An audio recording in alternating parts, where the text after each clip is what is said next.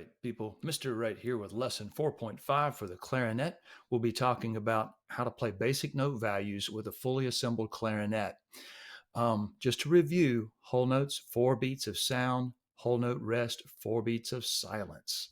All right, and I've got the fingerings here, but we're going to I'll step you through getting that. And hopefully you watched lesson 4 where I went through that whole process, but I'll review it again here right now. But remember our embouchure basics. Remember, you want to roll your bottom lip under just enough to create a small pad between your teeth and the reed. And then your top teeth are going to sit right on top of the mouthpiece right here. And then you're going to flex all the muscles in your lips to make them firm against your teeth like that. You don't want to poof your cheeks like that. And then you want to start each note by tonguing the reed. You're just going to lightly, with the tip of your tongue, touch the reed right there. All right, so let's work our way down. When you're first starting on the clarinet, it's essential that you seal off each one of these tone holes, or if you don't, it's going to have just this airy sound, no sound at all. Also, if you're not getting any sound from just like an open G like this, uh, it may be that you've got just the end and you're clamping down on the end and there's no air that's able to get through. Maybe put some more mouthpiece, experiment with putting more and more mouthpiece in your mouth till that reed can freely vibrate. If you start to hear a squeak, then you pull back out a little bit because it's leaking out of the sides of the reed. So let's start sealing off each one of these finger or tone holes. On the back, you're going to position your thumb at an angle like so that you could easily rock your thumb that way to where you can keep sealing off that tone hole in the back, but you could also depress this register key in the back like so. And we're not going to depress it. We're just going to seal off, and you should be able to feel your thumb, the cushiony part of your thumb, sealing off that tone hole. So we'll start that way with our F, our open G first, then seal off the thumb. Then we're going to start putting our fingers down on these tone holes here. 1, and then 2, and then 3. That's just a little opening right there, that tone hole right there. Of course, this little silver ring, it's to help press down. You're going to seal off this hole, plus this little pad's going to help you seal off this other one. So we need a little mechanical help sealing off everything we need to seal off. So our open G, nothing down, then our thumb, first finger, second finger, and third finger. We're going to work our way down. So I'm going to start with the open G, and I'll turn this way so you can see. Now my first finger. So I went G, F, E, D, C, and that thumb 1, 2, 3 is how you play this low C right here. See the thumb 1, 2, 3. And there's that little bar right there. That's kind of like that little silver band on our clarinet right there. And then, of course, these are our right hand fingers that we'll be using later on. So that's how you play that low C. Practice sealing off each one of those tone holes. And when you stop getting the sound, you say, oops, I'm not sealing it off. If I press my fingers down, you'll see the little rings on my fingers where I've the cushiony parts. That's where you want to close it off. You don't want your fingers draping over like so. You have to have your fingers kind of like you're clutching a softball or a ball. And they're just arced and curved like that. So they're pointing to where they can seal off those tone holes. You don't want to lay them flat. You don't want them bent backwards like that. They need to be all curved all the way down for every joint, all the way down so that you can have control and you can feel your fingers sealing off those tone holes. And it's good to like just practice. And as you play and start each one of these notes, make sure you do not move your jaw. I probably should have mentioned that as like number 5 up here. When you start a note with a tongue, don't move your jaw. When we talk, yes, we use our jaw, but when we play any instrument, the jaw is very, very still. So here we go.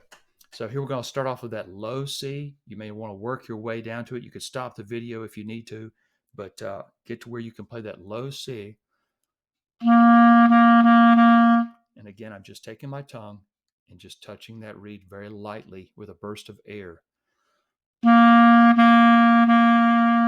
Now, each one of these are whole notes right here. This is a whole note rest. So we're going to play a low C. And then when we pick up our fingers to play this G, the open G right there, don't pick up your fingers real high. You want to be at just enough to clear the keys so you can put them right back down so you don't lose your place. All right, so I'm going to start a metronome, and I've got it set at 90 beats per minute right here. So let me start the metronome, and we'll start this right here. Number 1. And 1, 2, 3.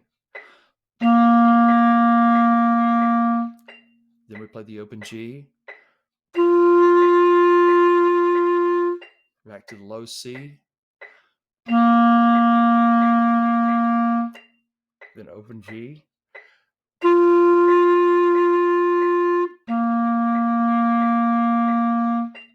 Okay, so hopefully you were able to follow along. I kind of had to have my hand to play the right hand to play the other clarinet, so I couldn't point as I went. But you're a low C, then we rested for 4 beats, then the open G, then we rested for 4 beats, then we played the low C, etc. All right, now let's look on number 2 right here. Number 2, we've got a whole note, 2, 3, 4. Then we play 2 half notes, ta, ta. Now I'm just going to use a continuous stream of air as I play through this. And I might take a breath somewhere, but I'm just going to let the air constantly flow, pumping from the diaphragm. And it's not that this note ends, it's just that this note begins. So I'm just going to go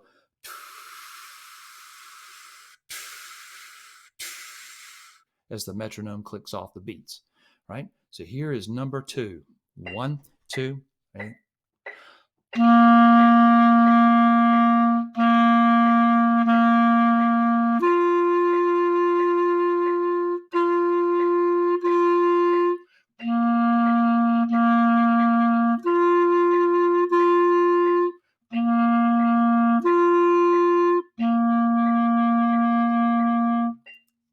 All right, so now we're going to play number 3 right here. We have a half note for 2 beats of sound, a half note rest for 2 beats of silence, and just different note values that we've got right here.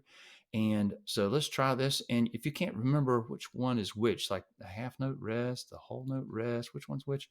Well, the whole note rest takes up the whole measure. The half note rest takes up only half the measure. So I guess it means the mystery's gone, huh? So just kind of common sense. It does have a difference there. I mean, it's this one's hanging from the second line from the top, and this one's sitting on the third line. That's the difference. But you don't really even need to know that. But anyway, number 3. Let's try it. 1, 2, okay.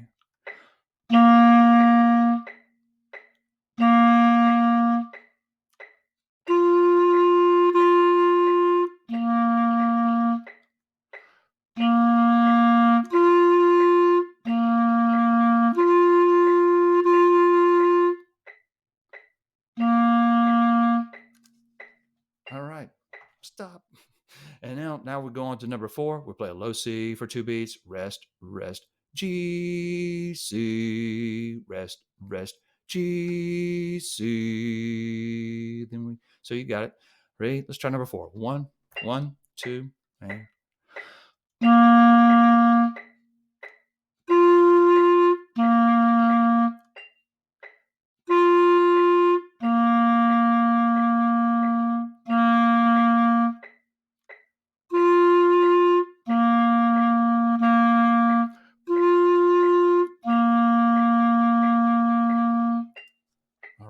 Then number 5, we have 4 quarter notes. 1, 2, 3, 4. Rest. 2, 3, 4.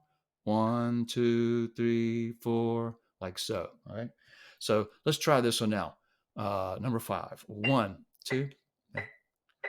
1, 2, 3.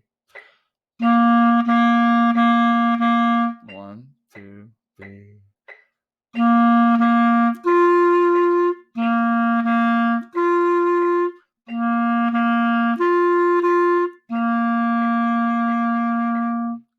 All right, that's number 5. And now number 6, a whole note right here. And this little phrase marking right there, I'm just going to try to play this all in one breath. These are bar measures, but they're also called bars. And so this is measure 1, measure 2, measure 3, and measure 4, each of those boxes. So it's also called a 4-bar phrase. Like when we speak in a sentence, we don't chop it up, we just say the whole sentence. And same thing in music, we just say this one little sentence, this little phrase, and then we'll kind of add another little phrase to kind of balance things out. So here we go. Ready, and number 6. 1, 2, 3.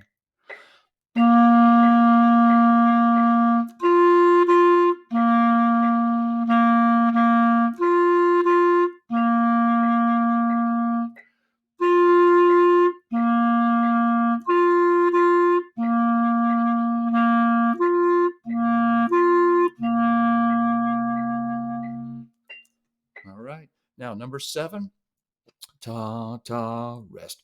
Ta, ta, ta, rest. Ta, ta, ta. These are quarter notes. Like quarter notes get 1 beat apiece because they're solid on the inside with a stem. So let's try number 7. 1, 2, 3.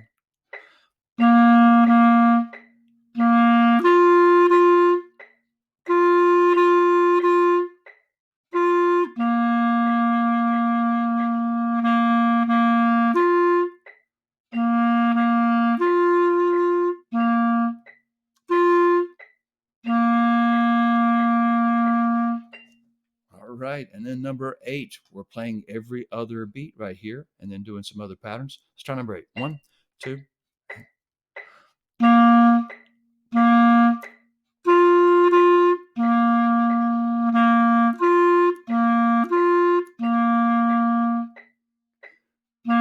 2, 3. 2, 3. 2, 3.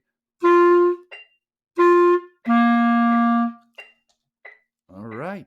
Okay. So that's how lesson 4.5 flows. I hope you get a lot out of it, and you just practice this and go over it and over it, just so you can just really understand how to seal off. And if you do have problems, just put down one finger at a time. Just walk your way down the barrel of the instrument, and when you play this with a full group, this exercise is really kind of to help our brass player friends uh, when they're trying to jump using their embouchure. So this will greatly help them be able to become great brass players. So when you play along with a band, this one's really kind of geared for the brass players, the trumpets, trombones, and such. So